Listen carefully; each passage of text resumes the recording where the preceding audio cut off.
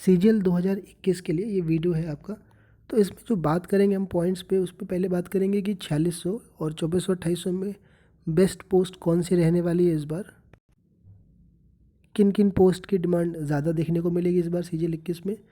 एक चीज़ मैं आपको बता दूं कि एक रिपीटर्स है जो मतलब 18-19 का जो डेटा था आपका कैंडिडेट का, वो 20 से डिसकंटिन्यू हो गया। मतलब 18-19 के लोगों ने 20 में ज़्यादा अपीयरेंस दिखाई नहीं, लेकिन 20 के जो कैंडिडेट जितने भी थे जो सिलेक्ट हुए हैं वो लोग 21 में भी अपीयर हुए हैं। तो कहने का मतलब ये है कि 20 और 21 के आपको मोर देन 50% कैंडिडेट मिलेंगे जो 20 में भी सिलेक्टेड है और 21 में भी आपका पोस्ट ले रहे हैं। सीजीएल 20 का मैंने पोस्ट प्रेफरेंस कवर किया था पूरा डीप में, काफ़ी बड़ी ऑडियंस जुड़ी हुई थी। तो अभी उनका क्या कुछ मूड रहने वाला है उस पर भी मैं बात करूँगा। और डॉक्यूमेंट से रिलेटेड आपके जो भी वो है अभी आप एक बार देख लीजिए, बिकॉज जनवरी में आपका डीवी स्टार्ट हो जाएगा। तो अगर कोई दिक्कत है तो अभी आप सही करवा लीजिए, खासकर कास्ट सर्टिफिकेट या फिर कोई छोटी मोटी मिस्टेक रहती है जिसके लेकर के आपको एफिडेविट या फिर कॉलेज से इशू कराना हो, तो आप अभी से अलर्ट रहिए। देखो, पोस्ट प्रेफरेंस के रिगार्डिंग पेड सर्विस जो चलती थी इस बार जल्दी स्टार्ट कर दी गई है कुछ दिन पहले, बिकॉज एंड टाइम पर आपका कॉलिंग वगैरह में टाइम नहीं मिल पाता। तो जो लोग जुड़ गए वो कल से स्टार्ट कर दी गई थी ये सर्विस। जब आपका आंसर किया था जो लोग हैं उनको कॉल आ गई होगी। तो अगर आपको लेना है तो आप टेलीग्राम ग्रुप का नीचे लिंक दिया हुआ है डिस्क्रिप्शन में, जाके ज्वाइन कर सकते हो। कमेंट सेक्शन में भी है, या फिर टेलीग्राम पे अगर आप ये सर्च कर दोगे तो आपको मिल जाएगा। वहाँ पर मुझे पर्सनल मैसेज करके आप ये ले सकते हो। ये सारी चीज़ें उसमें इंक्लूड रहेगी। स्टेट वाइज वैकेंसी की गोल्डन बुक आपको जनवरी के फर्स्ट वीक में टाइपिंग से पहले आपको मिल जाएगी।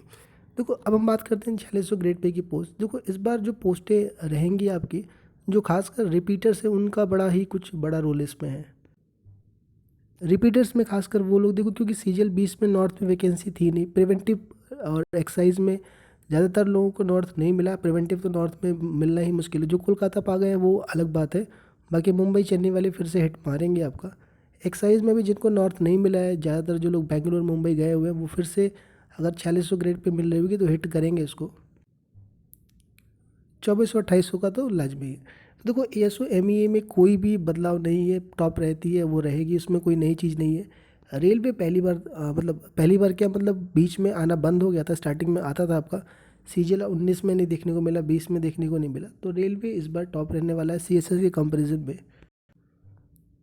कुछ बेनिफिट्स लोगों को अट्रैक्ट करती है, रेलवे का पास हो गया या फिर अपना एक अलग बना के रखता है image. ASO CSS Delhi posting की वजह से, अच्छा एएसओ रेलवे भी आपका दिल्ली पोस्टिंग रहती है, रेल भवन वाली, तो इसलिए भी ये रहता है। खासकर कुछ थोड़ी सी रेलवे के रहते हैं लोगों के दिमाग में, तो एक वो है। सीएसएस की परमानेंट पोस्टिंग दिल्ली है, दिल्ली वालों के लिए बहुत डिमांडिंग पोस्ट रहती है। खासकर जो आसपास के भी है, राजस्थान के कैंडिडेट, हरियाणा के जो टॉप स्कोरर है अपने, उसके अलावा दिल्ली, खास दिल्ली यूपी वेस्ट के कैंडिडेट हो गए, एमपी के भी कुछ कैंडिडेट, और दूसरा जिनका यूपीएससी का रहता है वो लोग भी एएसओ सीएसएस लेते हैं, और ये वाकई बेस्ट पोस्ट मानी जाती है। अभी वर्कलोड है, ऐसा नहीं कि वर्कलोड नहीं है। बहुत जल्दी वो मैं सीरीज़ स्टार्ट कर रहा हूँ जिसमें लोगों को लेके आऊँ। अभी थोड़ा सेटअप बनाने में टाइम लग रहा है मुझे, थोड़ा सा हार्डवेयर सेटअप में भी कॉस्ट इन्वॉल्व हो रही है, लेकिन फिर भी मैं पूरी कोशिश कर रहा हूँ। आईटीआई यार वैकेंसी अच्छी आई है, नॉर्थ में वैकेंसी नहीं है, लेकिन कोई बात नहीं। एक इनकम टैक्स का ना दिमाग में लोगों के जो नशा चढ़ा रहता है वो नहीं उतरने वाला, तो आईटीआई चढ़ेगी। कुछ वैकेंसी है नॉर्थ में, चंडीगढ़ के लिए भी लोग हिट मारेंगे, भोपाल के लिए हिट मारेंगे, तो ये जाने वाली है ऊपर। लास्ट ईयर में वैकेंसी इतनी नहीं थी, वैकेंसी अच्छी आई है तो आईटीआई ऊपर चढ़ने वाला है। एक्साइज का नशा हर बार रहता है, इस बार भी रहेगा, और लोग इसको भर इसीलिए देते हैं, खासकर रिपीटर्स ज़्यादा भरते हैं कि क्या पता इस बार मिल जाए, या क्या पता कहाँ मिल जाएगा, देख लेंगे, नहीं मिलेगा तो हम छोड़ ही देंगे। तो वो एक सिनेरियो रहता है। तो आपको एक ये देखने को मिलेगा। आईटीआई में यार जिनका ईडब्ल्यूएस कैटेगरी है, जो खासकर बिहार से कोलकाता से हो, आपके लिए बहुत बढ़िया चांस है कि आप अपना स्टेट ले सकते हो। वैकेंसी अच्छी है ईडब्ल्यूएस कैटेगरी के अंदर, आईटीआई के अंदर। स्टेट वाइज वैकेंसी मैंने आपको शेयर करी थी कल, गोल्डन बुक मिल जाएगी आपको। प्रिवेंटिव ऑफिसर और ईडी में देखो, ईडी का प्रेफरेंस थोड़ा ज़्यादा रहता है पीओ से ऊपर, ठीक है, क्योंकि ईडी भी मार्केट न्यूज़ में बहुत चल रहा है। लेकिन जो लोग डीप जान रहे हैं, डिपार्टमेंट के अंदर की चीज़ें जान रहे होते हैं कि यार वर्कलोड, अभी पीओ और ईडी की बात करें तो ईडी में ज़्यादा वर्कलोड है आपका। बाकी बाहर हवा क्या चल रही है वो इम्पोर्टेंट नहीं होता है, अंदर काम क्या होता है वो ज़्यादा ज़रूरी होता है। तो जब आप लोगों से लेते हो गाइडेंस प्रॉपर तरीके से, जो लोग ऑलरेडी वर्क कर रहे हैं इसके अंदर, खुद ही आपको बताएंगे इसके रिगार्डिंग। लेकिन फिर भी ईडी ऊपर थोड़ा सा है, मानो प्रिवेंटिव नीचे है आपका। और प्रिवेंटिव में दूसरी दिक्कत ये रहती है कि फ़ीमेल कैंडिडेट की पसंद नहीं रहती है। पीओ में लोकेशन जो है मुंबई सर्वाइव कर पाना या फिर चेन्नई सर्वाइव कर पाना थोड़ा मुश्किल काम है आपका, लेकिन खासकर अगर कोलकाता अगर मिल जाता आपका, या फिर कुछ लोग हैं जो मुंबई के लिए भी रेडी रहते हैं, तो वो आपका प्रमोशन अच्छा है उस तरफ। मुंबई की बात करें तो पीओ में दूसरी बात ये भी है कि अगर एक्साइज की कंपेरिजन देखा जाए तो पीओ का प्रमोशन काफ़ी अच्छा है। एक्साइज में प्रमोशन बहुत स्लो है। कुछ जोन में तो 20-20 साल 18-18 साल से लोग इंस्पेक्टर ही बने हुए हैं। तो यार ये थोड़ा सा एक ड्रॉबैक देखने को मिलता है। प्रमोशन भी लोगों को दिखता है। अगर हम 2800-2400 की बात कर लें तो इस बार सीएजी के अंदर एक अकाउंटेंट की पोस्ट देखने को मिल रही है, ऑडिटर की भी पोस्ट है आपकी। तो यार दोनों मिलाकर के नॉर्थ दे जाएगा अच्छा खासा। तो हो सकता है कि जो 4600 की रेंज में भी अच्छे हो, और होम पोस्टिंग के लिए देख रहा हूँ इसको लेके आगे बढ़े। और स्टेट वाइज के लिए आपको जल्दी चीज़ें प्रोवाइड करा दी जाएगी इसके रिगार्डिंग, है ना। तो सीएजी आपकी टॉप रहने वाली है। सीजी अकाउंटेंट यार बस वही लक बेस्ड रहता है कि दिल्ली के लिए भर के देख लेते हैं कि मिनिस्ट्री दिल्ली वाली हाथ लग जाए तो ठीक है, क्योंकि बाकी जितनी भी है वो आपको कोई भी श्योर शॉट, चाहे यूडीसी हो चाहे वो टीएससीबीडीटी हो, अगर टीएससीबीडीटी लेना है आपको दिल्ली के लिए तो आपको अच्छा स्कोर रखना पड़ता है, खासकर 4600 के आसपास, कट ऑफ के आसपास, तब जाके आपको दिल्ली मिलेगा। क्योंकि दिल्ली की टीएससीबीडीटी जो है वो टॉप रहती है। टीएससीबीडीटी की वैकेंसी नॉर्थ में ज़्यादा है नहीं, लेकिन चंडीगढ़ के लिए हो गया, कुछ कैंडिडेट दिल्ली के लिए भी मूव कर सकते हैं, कानपुर हो गया आपका यूपी के लिए, तो चढ़ी रहती है खासकर। फिर उसके बाद दूसरा ये भी रहता है कि इसको अगर छोड़ा जाए टीएससीबीडीटी को, तो बाकी जितनी भी पोस्टें बच रही हैं, चाहे वो सीजीडी ऑडिटर है, सीजीसी है, पी एडमिन सीजीसी है, देखो आपका रैंक बेसिस पे एलोकेशन करता है, लेकिन डिपार्टमेंट अच्छा नहीं है। थोड़ी सैलरी का लॉस करके लोग क्या करते हैं कि होम पोस्टिंग के लिए टीएससीबीडीटी को ऑप्ट कर लेते हैं, बिकॉज रैंक बेसिस पर होता है। सीजीडी ऑडिटर 2800 ग्रेड पे की पोस्ट है, लेकिन नॉर्थ में पोस्टिंग नहीं आ रही है। सीजीएल 19 से देखने को मिल रहा है आपको कि 19, मैंने आपको बताया था कि 19 में भी मैक्सिमम लोगों को पुणे, मुंबई, बैंगलोर भेजा था। अभी जितनी भी वैकेंसी भरी जा रही है 19 से, 20 से, और खासकर 21 से भी आप देखोगे कि नॉर्थ में पोस्टिंग थोड़ा सा मुश्किल है। ट्रांसफ़र खुला हुआ है अभी आपका, लेकिन ईजिली ट्रांसफ़र इतनी आसानी से नहीं है। 4 से 5 साल आपको लग जाएगा अपना कमांड चेंज कराने में। तो ये कुछ पोस्ट को लेकर रहने वाला है सीक्वेंस। यूडीसी भी पूरी ऑल इंडिया बेसिस पर है, तो उस पर भी उतना डिमांड देखने को नहीं मिला। एक बार डॉक्यूमेंट्स को लेकर के बात कर लेते हैं। 10th जो है आपका, 10th का मार्कशीट सर्टिफिकेट एक ही आता है तो ठीक है, अलग अलग है तो आप उनको अलग अलग ले लोगे। इसमें एक रहता है कि सर मेरे फादर का नाम गलत है, मदर का नाम गलत है। तो देखो, फादर का नाम का स्पेलिंग, मदर के नाम का स्पेलिंग, या आपके खुद के नाम का स्पेलिंग में कोई दिक्कत है, स्पेस की दिक्कत है, स्पेलिंग दिक्कत है, सरनेम मिसिंग है, कुछ भी दिक्कत है स्पेलिंग के में या नाम में, तो कोई भी दिक्कत नहीं होती। एफिडेविट बनवाना चाहो तो आप बनवा लो, ज़रूरत नहीं पड़ती है आपकी। चाहे आप एसएससी के किसी भी जोन में डीवी करवाओगे, कुछ हो सकता है कि जहाँ एक दो जगह पे आपको कुछ बोल दे, टोक दे, रोकेगा कोई नहीं आपको।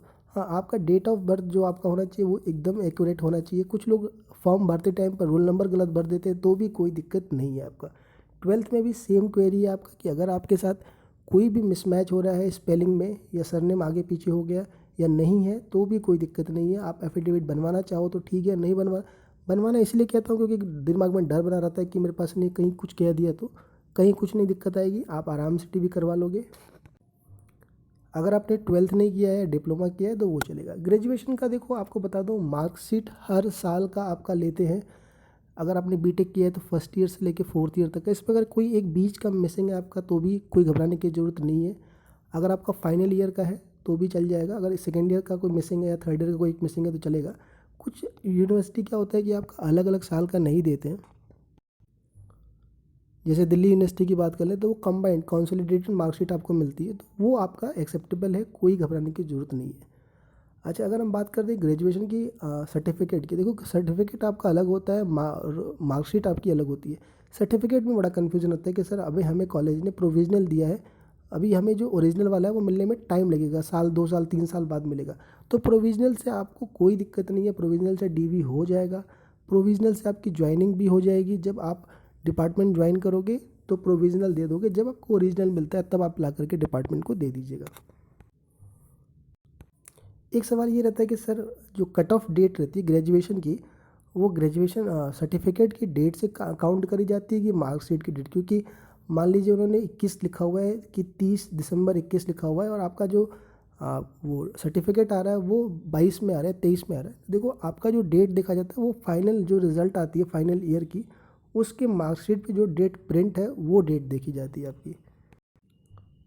तो कट ऑफ डेट को लेकर भी परेशान ना होइएगा। एडमिट कार्ड आपका भी आ जाएगा जनवरी में ही, शेड्यूल मान के चलिए आप। पोस्ट प्रेफरेंस फॉर्म आपको मिल जाएगा, घबराने की ज़रूरत नहीं है उसको लेकर के भी। जब आपका डीवी स्टार्ट होता है तो आपके एडमिट कार्ड के साथ ही वो दे देते हैं। फ़ोटोग्राफ भी आप क्या करिएगा कि जो आपने फॉर्म में लगाया था, जो आप पूरे प्रोसेस में टियर 1 से टियर 4 तक गए होंगे, तो आपका जो फ़ोटो लगा कोशिश करिए वही फ़ोटो रखिएगा, कुछ नए खिंचवा लीजिएगा। कई बार ऐसा होता है, देखा गया है कि पुरानी फ़ोटो रहती है, मिसमैच होता है, तो आप नया भी खिंचवा के रखिएगा। कास्ट में सबसे बड़ी दिक्कत है, तीनों कैटेगरी का मैं बता देता हूँ। खासकर पहले हम बात करेंगे ईडब्ल्यूएस का। ईडब्ल्यूएस देखो मैं एक सेपरेट वीडियो बना दूंगा, कई वीडियोस पड़े हैं चैनल पे, आप देख लीजिएगा। तो ईडब्ल्यूएस में केवल चेक किया जाता है आपका वैलिड ईयर और फाइनेंशियल ईयर। उसमें कट ऑफ डेट का कोई चक्कर नहीं है, केवल वैलिड ईयर और फाइनेंशियल ईयर देखा जाता है। अगर आप 21 के लिए जा रहे हो तो फाइनेंशियल ईयर होगा आपका 20-21 और वैलिड ईयर होगा 21-22। हिंदी में बना हो, उसमें स्टेट का बना हो, कोई दिक्कत नहीं है। बाकी इनकम का जो क्राइटेरिया होता है सेंट्रल गवर्नमेंट का फॉर्मेट का, कि आपकी ज़मीन इतनी होनी चाहिए, प्रॉपर्टी इतनी होनी चाहिए, अगर स्टेट का भी बना हुआ है तो वो क्राइटेरिया उसमें इंक्लूडेड होना चाहिए, तो स्टेट का भी चल जाता है, घबराने की उसमें ज़रूरत नहीं है। ओबीसी का बता दूं कि आपका जो कट ऑफ फॉर्म भरने की जो लास्ट डेट थी सीजीएल 21 का, उसके पहले के 3 साल पहले का आपका बना होना, मैं एक वीडियो अलग से कर दूंगा, उसमें डेट वेट सब लिख दूंगा, आप बस सुन लीजिए एक बार। 3 साल पहले का अगर आपका बना हुआ है तो आपको स्टेटस क्लियर दिया जाएगा, वरना आपको प्रोविजनल दिया जाएगा। सीजीएल 21 पे भी अगर प्रोविजनल मिलता है तो आपकी ज्वाइनिंग हो जाएगी, कोई दिक्कत नहीं आएगी। 18 में भी प्रोविजनल मिला था, 19 में मिला, 20 में मिला, जिनकी भी मिला उनको मिला, किसी को भी रोका नहीं गया। 1-2 डिपार्टमेंट ने रोका, जैसे कि सीएजी ने रोका आपका, तो उसमें भी ज्वाइनिंग आखिरी में घूम फिर के मिल गई है आपको, तो घबराने की ज़रूरत नहीं है। स्टेटस प्रोविजनल रहता है। तो सीजीएल 22 में आपको कोई भी प्रोविजनल स्टेटस नहीं दिया जाएगा। अगर आप कैटेगरी का वो नहीं लेते तो आपका कैटेगरी भी चेंज नहीं करेगी एसएससी, इसको नोटिस में डाला गया है। तो 22 में दिक्कत आने वाला है, 21 में कोई प्रॉब्लम नहीं आएगी। ओबीसी अगर आपका स्टेट का है, सेंटर का है, दोनों ही फॉर्मेट एक्सेप्टेबल है। हिंदी में बना है तो भी चलेगा, इंग्लिश में है तो भी चलेगा। एससी एसटी के लिए देखो, कोई भी सेंटर का भी हो चाहे स्टेट का भी हो, दोनों ही एक्सेप्टेबल होता है। कोई कट ऑफ डेट नहीं रहती कि आप नोटिफिकेशन पढ़ोगे उसमें लिखा रहता है बिफोर क्रूशियल डेट, लेकिन कोई चक्कर नहीं है उसका। स्टेट का फॉर्मेट है, स्टेट का या फिर सेंटर का फॉर्मेट है, वो आपका चलेगा। सब कैटेगरी आपकी लिखी होनी चाहिए, उसको ध्यान ध्यान से देख लीजिएगा। अगर स्टेट का बना हुआ है तो घबराने की ज़रूरत नहीं है। आप चाहो तो टाइम है आपके पास, सेंटर वाला फॉर्मेट डाउनलोड करके उसी को दिखा करके आप स्टैंप लगा के लेके रख सकते हो। अगर आप सेंट्रल गवर्नमेंट जॉब में हो, अगर एसएससी के किसी जॉब में आप हो, काम कर रहे हो, और अगर आप इसके डीवी में जा रहे हो, तो देखो एक होता है कि अगर आप एज में छूट ले रहे हो एक्स सर्विसमैन के थ्रू, तो आपको एनओसी की ज़रूरत पड़ेगी। अगर आप एज में कोई रिलैक्सेशन नहीं ले रहे हो तो आप एनओसी को अगर नहीं दे पा रहे हो उस टाइम पर, डीवी के टाइम पर, तो ज्वाइनिंग के टाइम पर भी दे सकते हो, कोई दिक्कत नहीं आएगी। ज्वाइनिंग में डीवी के टाइम पर आपको नहीं रोका जाएगा। बैंक एम्प्लॉय के लिए कोई ज़रूरत नहीं होती है, ठीक है। तो आपको इसको लेके परेशान होने की ज़रूरत नहीं है। आईडी प्रूफ ले लीजिएगा जिसमें डेट ऑफ बर्थ करेक्ट हो, ये आपके पास ज़रूर होगा। ये पेन वैन तो उस टाइम हम लेके जाएंगे। आधार कार्ड जिसमें वो आपका एड्रेस लिखा हो, कोई ज़रूरी नहीं वही एड्रेस हो आपका जो आपने डीवी के टाइम, मतलब जो आपके एडमिट कार्ड पे लिखा, कोई भी एड्रेस चलता है आपका। अच्छा, इस पर एक रहता है कि सर मेरा आप चेंज हो गया है, मुझे अपना एड्रेस चेंज कराना है, मुझे अपना ईमेल, जो भी आपको चीज़ें चेंज करवानी है वहाँ सारा कुछ एडिट हो जाता है, आपका फॉर्म दोबारा से एडिट हो जाएगा। कई लोग एज रिलैक्सेशन का क्लेम नहीं कर पाते कि आप एज रिलैक्सेशन लेना चाह रहे थे, उस टाइम पर फॉर्म भरते वक्त नहीं ले पाए, 28 उम्र ज़्यादा हो गई आपकी, तो भी आप दोबारा से ले सकते हो। कोई सवाल छूट गया हो तो कमेंट सेक्शन में डाल दीजिएगा। वीडियो को शेयर ज़रूर कर दीजिएगा, सब्सक्राइब जरूर करके रखिएगा यार। पूरी सपोर्ट चाहिए आपको चैनल को आगे ले जाने में। और भी कोई हेल्प चाहिए तो आप मुझे टेलीग्राम पे लिख दीजिएगा।